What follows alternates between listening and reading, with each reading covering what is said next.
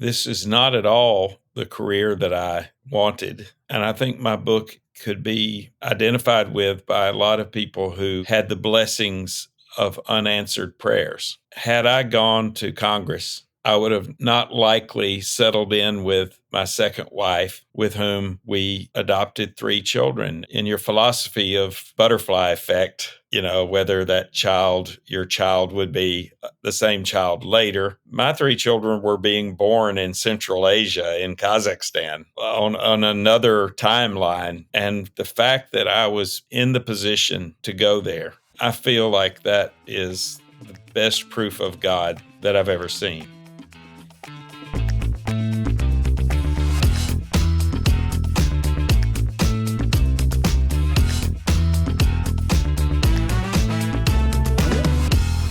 Welcome back to AudioLife, the podcast where we tell your story in your voice. Today, I continue my conversation with McCracken Poston Jr., where we continue to talk about his friendship with Alvin Ridley, but also fatherhood, his life philosophy, blended families, and so much more. I hope you enjoy. Okay, so we talked about payment. So if it's okay, I want to bring us back to him testifying. Is it okay to jump in there? Yeah. Okay. Which was never the plan. It was never the plan for Alvin to testify. And here's why. Alvin would say, I would say, we need to talk about Virginia. He would say, no, we don't, because I didn't kill her, but the government did take my van. Mm-hmm. Which was connected in his mind. Yeah. So his testifying, we were speaking earlier about, the one kind of big embarrassing moment in the trial was your expert witness who turned out to not be qualified as that expert witness. And when I read the story, I knew there was some build up to this character, but to be honest, it didn't impact me. While I saw the turn in the case not going for you, it didn't impact me the way that it may have felt in the moment, because that same day, Alvin took the stand, and that was so much more impactful. And you have talked about, both on this podcast and in the book, that was not the plan, and that, in fact, intentionally you wanted to keep him off the stand. And you let him have lunch with some friends, some church friends, and he came back and told you that Jesus spoke to him, that Jesus visited, and he was going to go on the stand. And as you've noted, that's his choice. So talk to us about that. Absolutely pivotal in the case and in the story. I was so disillusioned with the performance of our internet acquired expert that I just was disillusioned. I was tired. Alvin had this little following that started showing up. Salesman Sam, the character who sold items out of a bicycle basket, he was always around.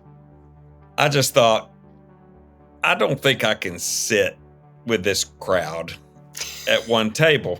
Plus, these church people, they really make it a full table. So at least Alvin's got fans here. And as you remember from the end of the book, he only started going to that church after indictment. He was a foxhole Christian in that moment.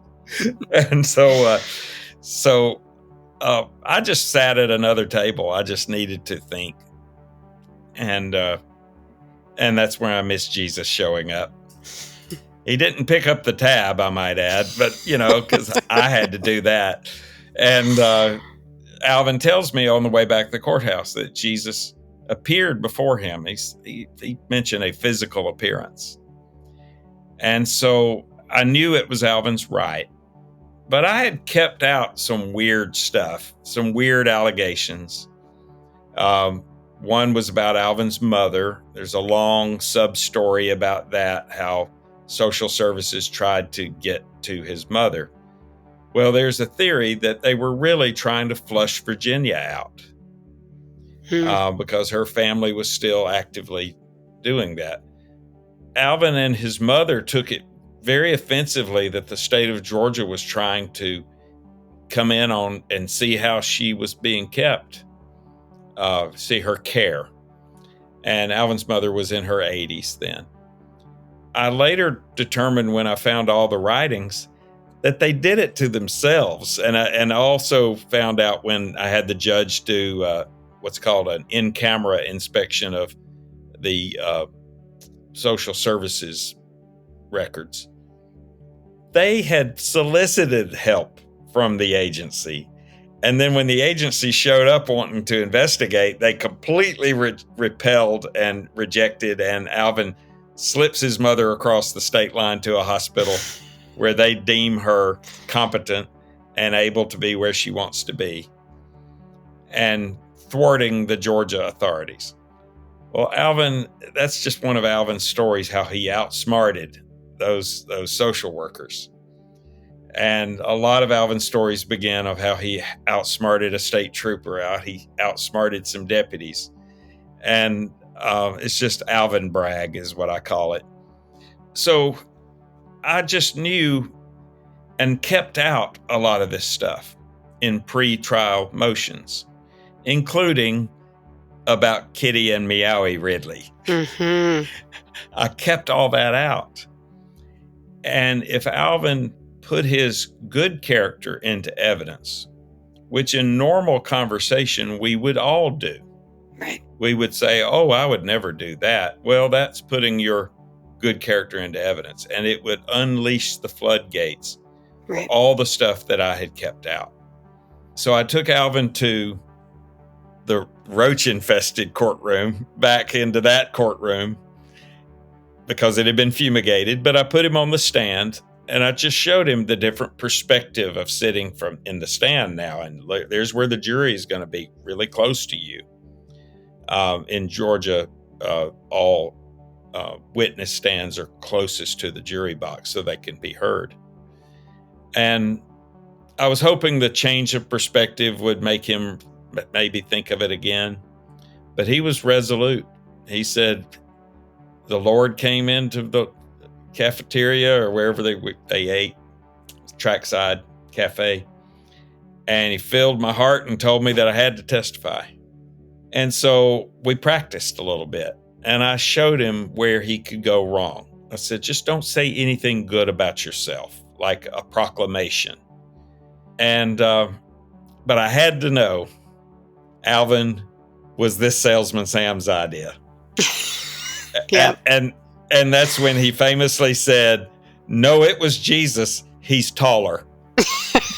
And if you got the vision of Salesman Sam, he's this little guy with a long beard that might be mistaken for Jesus in some circles.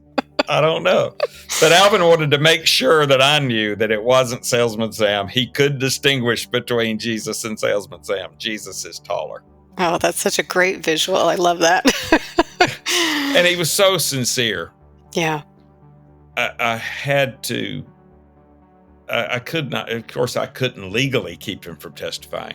Yeah. But the whole idea was that the minute he started talking about his van being taken in 1984, like that was the big mystery to solve. Yeah. You know, Virginia wrote a proposed script to the Unsolved Mysteries TV show. Right.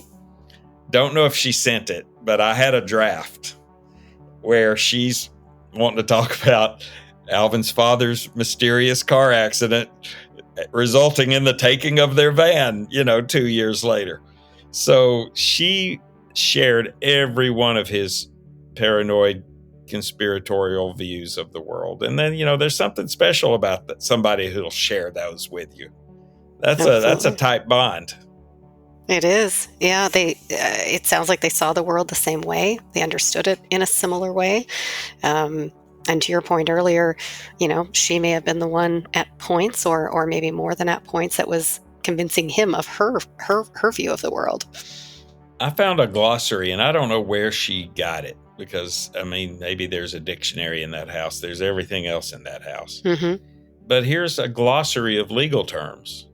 That's like she's educating Alvin. This is what this means. This is, and it was pretty fascinating to me because I really do think that she was probably the more literate of the two. Even though Alvin is literate, he can read and write. One of the sweetest things in the world was an old letter I found from him to her that she had saved. And it was saying just the sweetest things like, Virginia, you're the only woman who has ever really understood me. And I got that into evidence, hoping that the jury would open it up and read it. And I call it the love bomb I'm planting with the jury. So I don't know if they read it or not, but because of the roach infestation of the first courtroom, which I hate that courtroom. It's windowless. It's built in 1982. No, it's just a rectangular, it's like a shoebox. Because of the roaches that were infesting Virginia's writings and Alvin's suitcases, and he's like he brought in a whole new load of roaches every day. It's like he's contracted to bring roaches to that courtroom, and he is delivering them.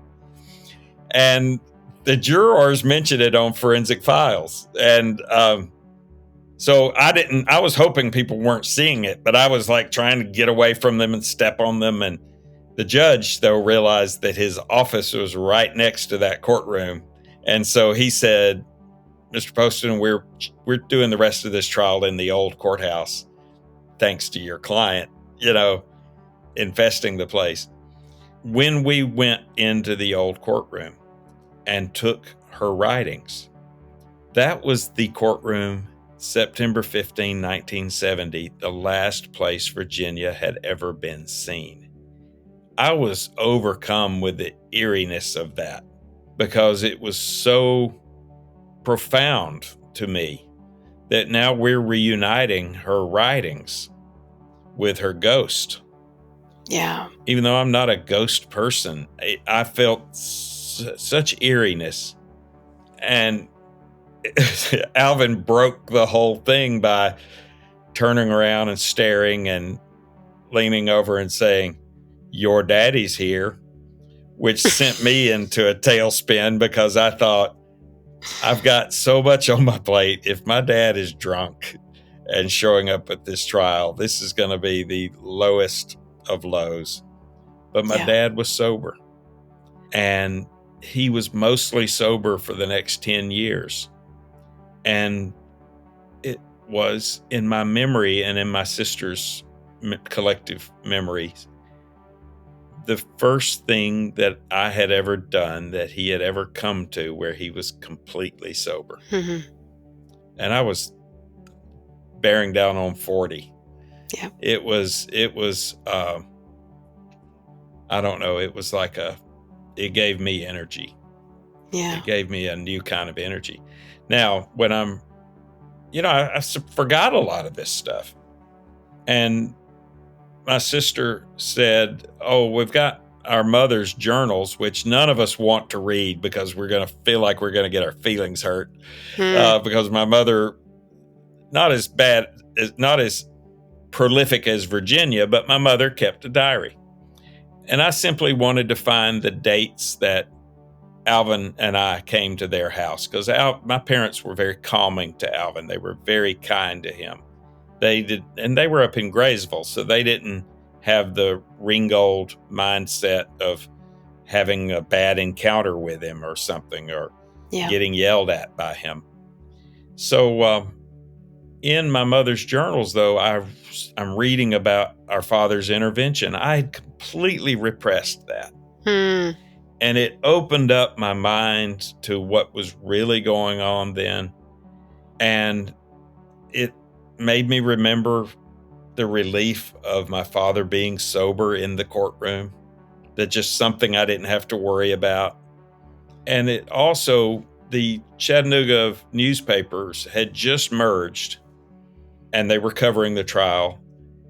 And while I'm writing this book, I thought there's got to be some photos, and I was thinking, outside of the courtroom. And then I realized, no, they had permission to shoot inside. So at the Chattanooga Public Library, I found there in the research area, reference library, 240 some odd photos from the trial. Hmm. And of course, there's this joyous ending. And there's 3 photos of my dad whispering something to Alvin and embracing him. And it was just so powerful. I just thought, I've got to put my dad in this book. Yeah. And it really became memoir at that point. It became about relationship with my dad. It became the realization that my neurotic tendencies probably came from being an adult child of an alcoholic parent who was constantly trying to find the way to smooth things over and to make things calm. And I was probably the worst match for Alvin as a lawyer. But I had to learn. I had to learn Alvin. I had to learn what makes him tick. And I had to learn the transactional nature.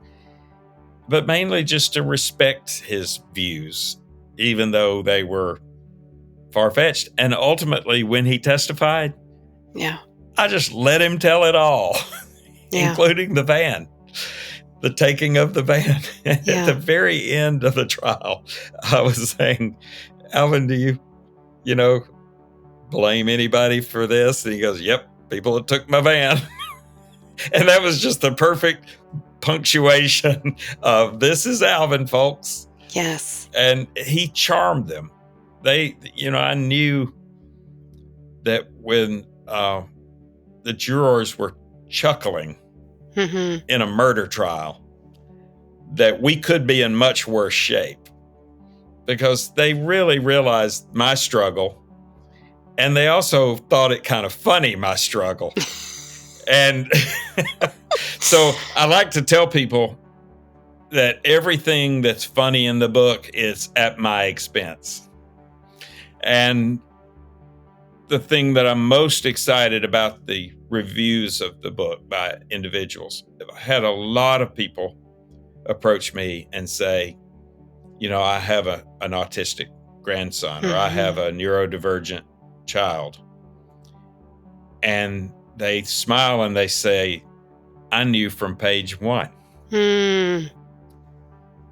I wrote it I remembered my ignorance. And I wrote it from that position of ignorance about what made Alvin tick. And then, of course, only in the epilogue do I reveal. Yeah. But I'm touched that I'm able to describe it in a way that keeps Alvin's dignity. Alvin is a very dignified person, and even in the squalor, and even if he's wearing the same clothes until they're falling off, even though my secretary and I have a constant order from Land's End about every 3 months for more seasonal. There's a plug there, Land's End. If you want to ever call us for a little print ad, I can get Alvin involved. But he will wear them until they fall off. And then he'll show up and he'll say, hey, the rats ate a hole through this pocket. And I'm thinking, why would the rats eat a hole in a pants pocket? And then we go to lunch that day and Alvin grabs an extra roll and sticks it in his pocket. So he's obviously leaving the food in his pants. That's why. Yeah, it makes sense. It's all logical. Well, I thought that you were very honest and vulnerable and transparent in your writing of this story. And as you said, you remembered the state that you were in and put yourself back in those shoes.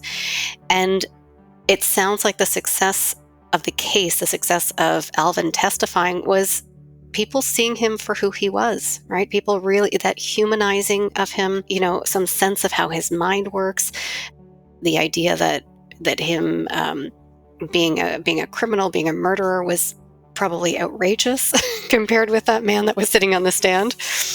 That true, transparent, vulnerable humanity is what helped win the jurors, helped them to understand what actually happened, as opposed to the fantastical versions that were showing up in tabloids and even being reported in more reputable sources. the pharmacist, Harry Gass, who testified for the state, who had not been well prepared, and he had a very short retention of records and, unfortunately, memory at that age.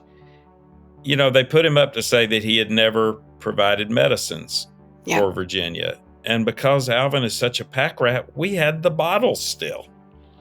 We had years of bottles.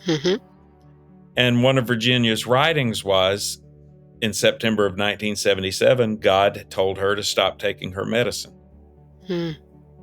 God's going to take care of her. Well, in Virginia's history, she would occasionally have an allergic reaction to the medicines.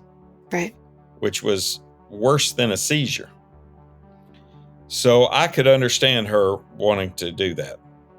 She also wrote why she never went out. She wrote that they were still, she was still mad at her own family.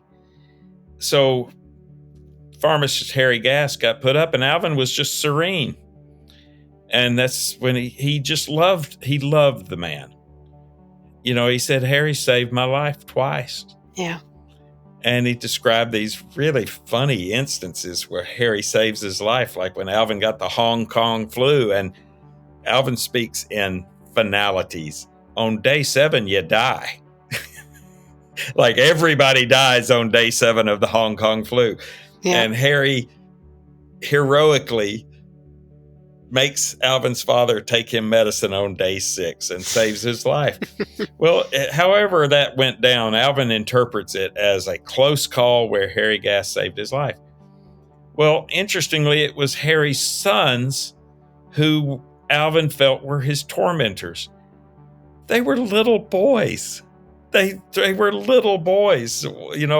Unfortunately, one of them grew up to be the arresting officer, which added insult to injury. But he was always kind to Alvin. And he's now a magistrate judge in our county. And he told me when I was getting permission to put his photo in the book, he said, I feel terrible because we were just kids. And Alvin and Virginia would get so amped up about even a slight from a kid. Yeah. And of course, it's kind of fueling each other because the kids, they're going, hey, there's an adult that's having a reaction to us. We can smart off to him. And so Alvin carried the water of their, disputes until well into their adulthoods, which is why he didn't stop at the ambulance station at the fire hall. Yeah. Because one of the Gass boys was the fire chief. And so he now loves them. He had me do a video of telling them how much he loved their father and mother. And it's just that Alvin is so kind. And this lack of emotion that everybody said he had, with neurodivergent people, it's not a lack of emotion. It's just a different timing of emotion. Yeah. Alvin was very emotional about his wife's death in my office many times. He was very emotional about my parents when they passed, because I think he knows the significance of that. They kind of kept me in the case. Yeah. So, Alvin's just a special guy. Fortunately, my secretary of the last 15 years, her job just before working for me was with developmentally disabled adults. And she knew Alvin was special before either one of us knew what his diagnosis was. And so we just continued to serve Alvin over the years. He got caught up in a scam one time that took money from him. And he came to me, and I just took his phone over to AT&T and said, change his number. Handed it back to him and said, don't answer those calls anymore. Yeah. And so, and that's when I said, and this was probably about 15 years ago, I said, Alvin, have you had your flu shot? I'm about to go get my flu shot. No. Well, go with me to get my flu shot. And we went to a pharmacy, and I said, I'll take you to lunch. The whole transactional nature kicked back in. And I said, Alvin, why don't we get together every now and then? Well, he showed up the same day the next week. And we've been going to lunch now for like 15 years. And now it's twice a week. And so, you know what? I used to dread going out with him because he would stare at people. He would not always smell the best. I worried about some tight crowd situations. But now his hygiene does not bother me at all now. It's just, I finally see the humanity, the human behind all that. And I try to apply that now to other clients and other cases. Yeah. Well, we're going to shift our conversation just a little bit. And before we do, I have just one topic I want to still bring up about the book, and it's the title. So tell me about the significance of the title. And now for a word from our sponsors. Ready to share your stories and life philosophy? Or capture those of a parent or grandparent? Or maybe a corporate package is right for you to build connection across your workforce and add value to your clients. Visit audiolife.io today to learn more. Our listeners will get 10% off using discount code GIFT10 and order number AudioLife Podcast. AudioLife, where memories find their voice. Well, I had help on the subtitle. And I'm like a bull in a china shop of publishing. I don't understand how this industry works, but there are definite delicate things. For example, one of my editors said, a lot of people, when you are signing off on an email or a letter, you say best. And that's just a code for something. And that's not me. That's not the way I talk. And I might have done it once and I felt so stupid doing it. But I'm always stepping on things and making them mad. And so I've sent more flowers to more people at my publisher's office and other places that I just blindly go forward without asking permission first. And then I'm having to send flowers and making up. And one of them was the audiobook. This is my book. There are a lot of strangely pronounced place names in my area. A lot of Native American history and gave us a lot of our place names. And then a lot of Southernerizations of other names that we don't say the same, like the town that's named for the French general that helped us in the Revolutionary War is not Lafayette, it's Lafayette. And I was just wanting all the places to be properly pronounced if it's not me doing the book. Well, apparently, that's an industry in and of itself, audiobooks. It's something that they sell, publisher sells. They have professional, very good voice talent. Well, I still wanted to try out. So my editor frustratingly said, well, you won't get it, but if you want to read a page and send it in. And I thought, yeah, they're just making me play a game here. So I just thought I'll write the audiobook people and say, hey, I'm here for you, either to try out or to give you a pronunciation guide. Oh, it made my editor furious. It made my agent furious. And I was afraid they were going to drop me and just stop it all and, burn the books or whatever. So I had to send them both flowers. And the title I wanted all along because people had a lot of names for Alvin. And in big party I threw after I got a continuance of the case, one of my new wife's friends, they were all about 12 years younger than me. So it's this whole new generation of people who didn't remember Alvin when he was open and doing business. They just knew this guy that hung out at this shuttered building with the big Zenith sign out in front. And so Jeff Keith sees me. I'm wanting to relax and have a party. And he shows up and he says, "Oh, I've been seeing you representing the Zenith Man." And I thought, what a great name for Alvin. And I kind of joked that I'm sure the Zenith Corporation won't mind the association. And it's just a great name in a couple of ways, because if anything, both Alvin and myself, we were at our nadir. We were not at the top of the world. Mm-hmm. And yet that was a brand that he loved, that my father loved. My father, someone who was not also at his zenith. And so it just seemed to be a real ironic title in a way. Mm-hmm. But maybe we all got there. Yeah, at the end absolutely. By the end of the story. And yeah. I mean, I really feel like we did. At least my father did and Alvin did. And I think through the experience, I did. Yeah. It's very poetic. Something struck me in the title. Alvin had these different characters that he played. He was called the Boogeyman. He had his dressing up as Santa and begging at Christmas, right, or at the festivals.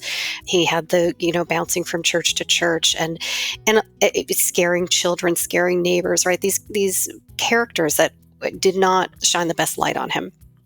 But what did was his TV sales and service years. And it sounded like there was nobody who, he was known beyond your town for how well he could service televisions. And it was part of what brought your father closer into kind of respecting and understanding Alvin, was the negotiation that they had over the Zenith television that he purchased. And so I felt like it really memorialized that point in Alvin's life where he was finding his success. He wasn't understood yet by everybody, but he was in that right place for him to serve in the right place at the right time. And it helped to memorialize that character, that version of who Alvin was. It's also, as you note in the book, what Alvin chose to literal, of course, but it's what he chose to memorialize himself on his own tombstone, hit the TV repairman. That's classic neurodivergence. I'm gonna hold up something for you that I did not put in the book, but it's a special treat. Oh, that's good. That's Alvin. On one of the nights that I pulled him in off the street, he was not begging. He was handing out hard candy. Okay. Complete choke hazards to younger children. Right. But I don't know where he gets some of the stuff that he brings. It'll be like, I didn't know they still made that. And I'm thinking, what's the date on that bag? But he was just being a person who was giving joy. Yeah. But 5 weeks before his murder trial, that just threw me away. But I recognized him by his scent and his hands. Yeah. And I just, the following year, he also was out doing it. I asked him, does he still have the Santa suit? And he says it's pretty rough shape, but I'm sure he still has it. Mm. Well, it sounds like he's stored many things in his house. He's held on to just about everything. I think everything. Yeah. Well, so at this point in our conversation, I want to shift a little bit to what we call a life philosophy segment. Just learning from your experience, from your years, some of the wisdom that you've learned and that you have to share with us.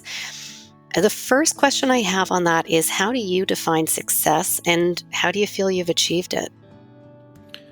Well, this is not at all the career that I wanted. And I think my book could be identified with by a lot of people who have had the blessings of unanswered prayers. Had I gone to Congress, I would have not likely settled in with my second wife, with whom we adopted 3 children. Now, in your philosophy of the butterfly effect, whether your child would be the same child later. My 3 children were being born in Central Asia, in Kazakhstan. Yeah. On another timeline.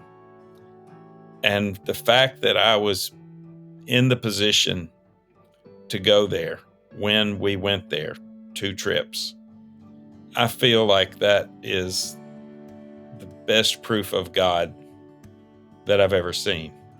Yeah.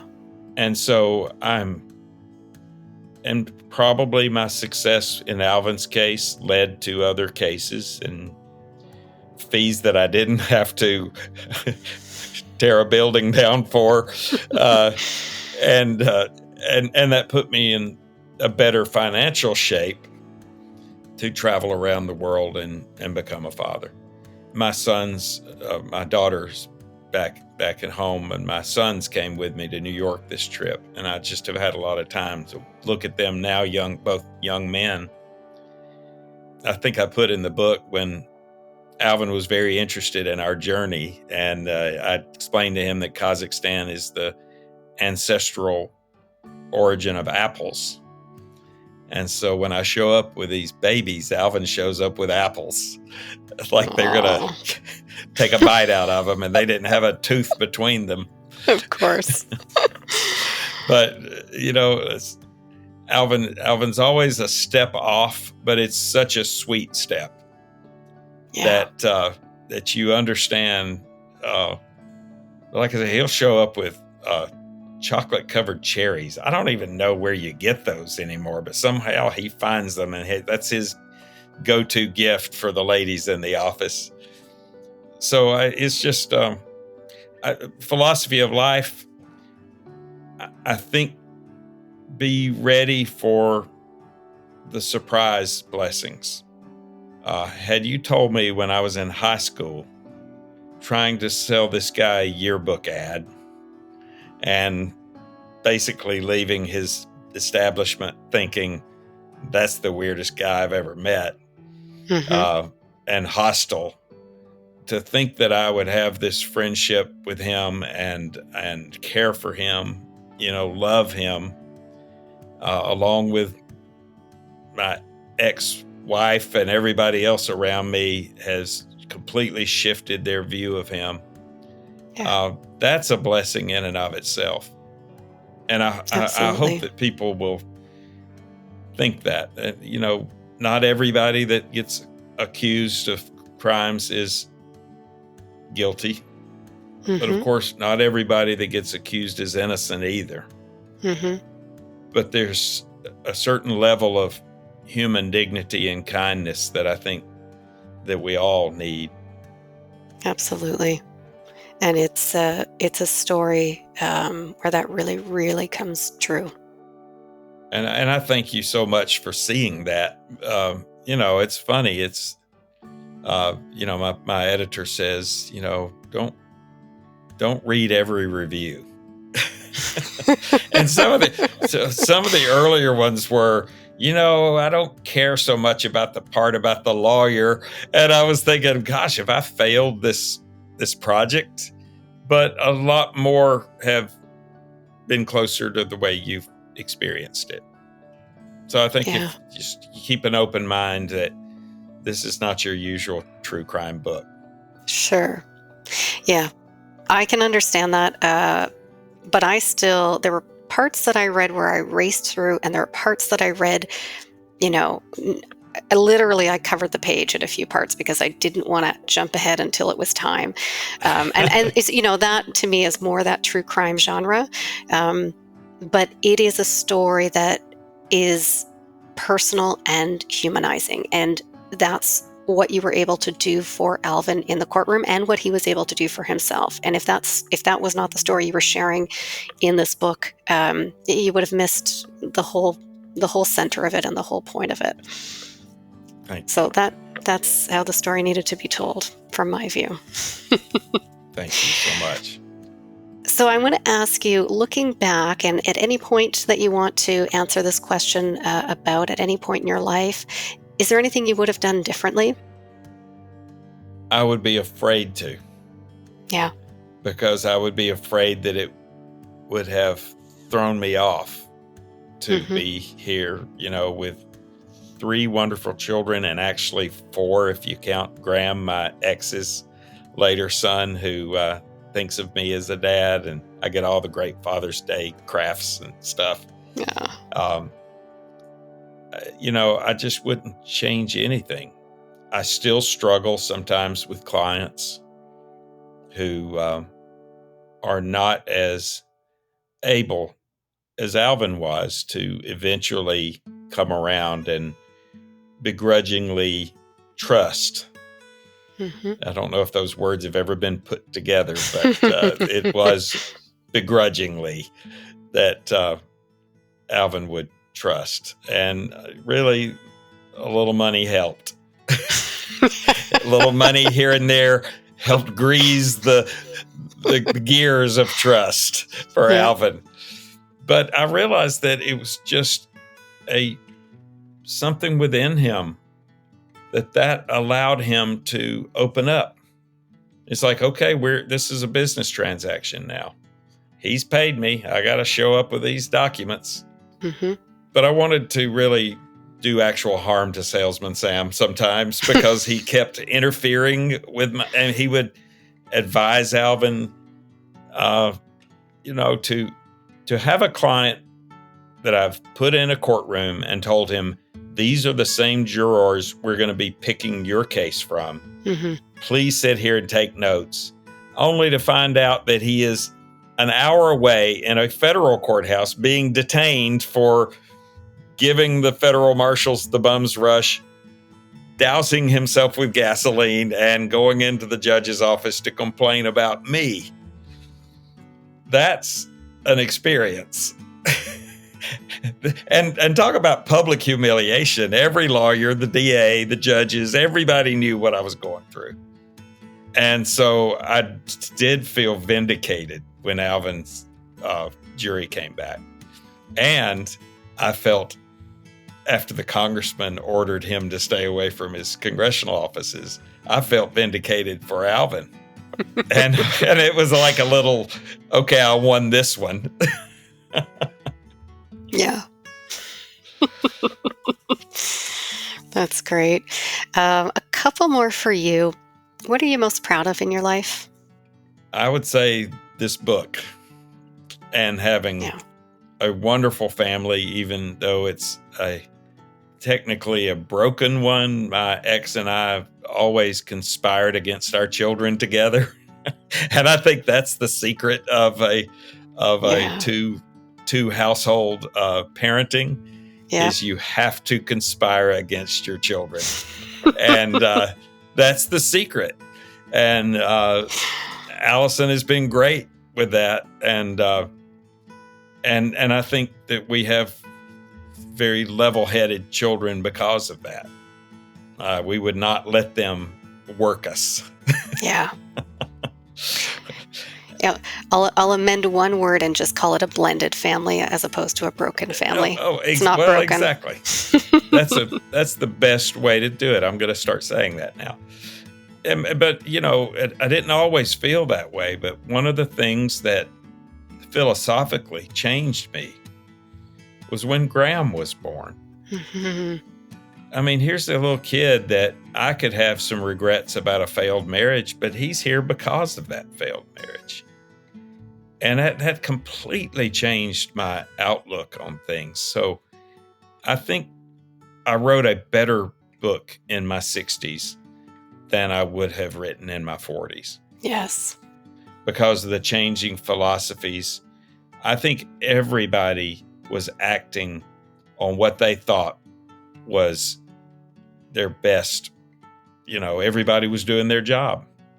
And that's what the system of justice, I really get frustrated. The word justice has almost been perverted to be vengeance. And maybe just it's our culture or marketing of movies. So a lot of people equate the word justice with vengeance. The show American Justice, this was an episode in it called Death in a Small Town. And the producer said, this is a very popular episode, although some people are saying, how's that justice? He got away with it. So we have a root problem that I wish we could start in about the 4th grade of educating people about our system of justice is our best approach at making sure the right thing happens, because, applying the rules of evidence, keeping things from being wrongfully convicted. It's just this was true justice. It was. It leads me to my last question. So in your 60s, you've put forward the book and the story that you feel you could tell better than you could have in your 40s. You've talked about your 3 beautiful children and your fourth, in your blended family, the 4th child, Graham. You alluded earlier on that maybe there are some more stories, maybe there's another book that you want to tell and want to share. What would you like your legacy to be, and why? Well, I have loved this process. It's like a political campaign without a clear opponent. The opponent is apathy to reading. And I am a one-man army that is taking on apathy to reading. I love selling this book. I love pitching it. I love people's reaction like yours once they've read it. And I'm here in New York at this book conference, but I'm excited that I'm going to Nashville on Saturday. My book is up for the CrimeCon Clue Award Book of the Year. Now, there are a lot of good books in that category, so there's no shame to not winning it. But the fact is truly an honor to be nominated, and I'm going to milk that forever, because just being a finalist is enough to brag about. And so, especially in your first book. So I would love this feeling again. And I think that's what motivates a lot of writers is, wow, I love the way that's tasted and felt, and I'd like to experience that again. And I would, and I'm, not the youngest person in the world, but I have some great stories. And sometimes, all the time I have to get client permission to talk about clients. But I've often thought, well, I envy some of these fiction writers because they don't have to track everybody down to get their, their releases. So there's just some great stories, and it's all the human condition, and it's all humanity. I think people can relate to those stories. Yeah. And there's like Alvin and like Salesman Sam, there's some pride, even at their economic levels were just a world that I did not understand.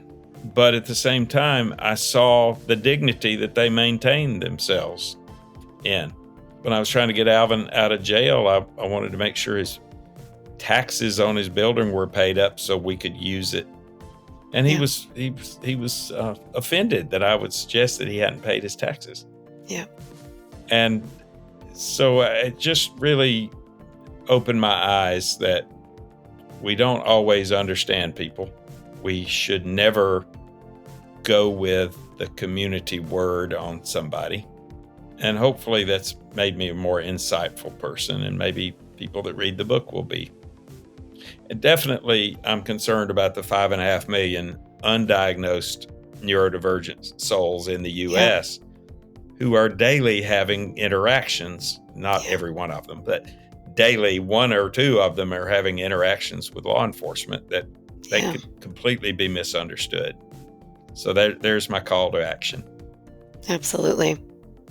Well, this conversation has been an absolute pleasure for me to get to have with you today. I can't thank you enough for making the time while you're already on a book tour and spending time with your sons. It's been a pleasure. Before we wrap, is there anything else you wanted to share that I haven't asked you about? Well, Carrie, first, thank you. And I've been to Canada a couple of times, and would love to go back. So maybe there'll be a book event there one day. And but I really love that you love the story.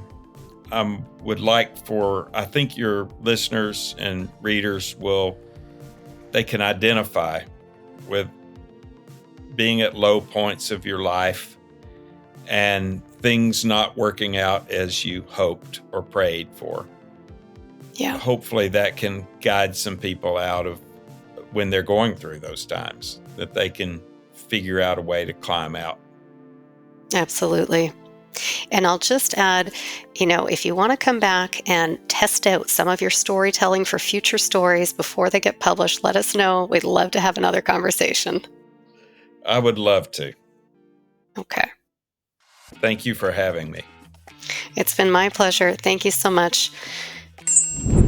You've been listening to AudioLife, the podcast where we tell your story in your voice.